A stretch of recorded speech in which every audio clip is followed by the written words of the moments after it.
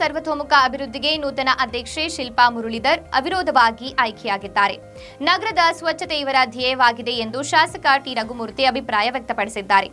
ಅವರು ನಗರದ ನಗರಸಭೆ ಸಭಾಂಗಣದಲ್ಲಿ ನೂತನವಾಗಿ ನಗರಸಭೆ ಅಧ್ಯಕ್ಷೆ ಶಿಲ್ಪಾ ಮುರಳೀಧರ್ ಅವರ ಅವಿರೋಧ ಆಯ್ಕೆಯ ಸಂಭ್ರಮಾಚರಣೆಯಲ್ಲಿ ಭಾಗವಹಿಸಿ ಮಾತನಾಡಿದರು. ಇನ್ನು ನಗರಸಭೆಯ ನೂತನ ಅಧ್ಯಕ್ಷೆ ಶಿಲ್ಪಾ ಮುರಳೀಧರ್ ಮಾತನಾಡಿ, ಸಾರ್ವಜನಿಕರ ಕೆಲಸ ಕಾರ್ಯಗಳಿಗೆ ಅತಿ ಶೀಘ್ರದಲ್ಲಿ ಪರಿಹಾರ, ಸರ್ಕಾರದ ಕಾಲಮಿತಿಯಲ್ಲಿ ಸಾರ್ವಜನಿಕರ ಕೆಲಸಗಳನ್ನು ಕಾಲ ವಿಳಂಬವಿಲ್ಲದೆ ಸರಿಯಾದ ಸಮಯಕ್ಕೆ ಅವರಿಗೆ ತಮ್ಮ ನಿವೇಶನ, ಈ ಖಾತೆ, ಕಂದಾಯ ಇನ್ನಿತರೆ ಕೆಲಸಗಳನ್ನು ಮಾಡುವುದರ ಮೂಲಕ ನಗರದ ಸ್ವಚ್ಛತೆಗೆ ಆದ್ಯತೆ ನೀಡುತ್ತೇನೆ ಎಂದು ಹೇಳಿದ್ದಾರೆ. ಚಿತ್ರದುರ್ಗ ಕ್ಷೇತ್ರದ ಜನಪ್ರಿಯ ಶಾಸಕರಾದ ಶ್ರೀ ವೀರೇಂದ್ರ ಪಂಪೀರವರು ಹಾಗೂ ಚಳ್ಳಕೆರೆ ನಗರಸಭೆಯ ಗೌರವಾನ್ವಿತ ಸರ್ವ ಸದಸ್ಯರುಗಳು ಹಾಗೂ ಕಾಂಗ್ರೆಸ್ ಪಕ್ಷದ ಕಾರ್ಯಕರ್ತರು, ಮುಖಂಡರು ಮತ್ತು 4ನೇ ವಾರ್ಡಿನ ಸಹೃದಯ ಮತದಾರ ಬಂಧುಗಳು.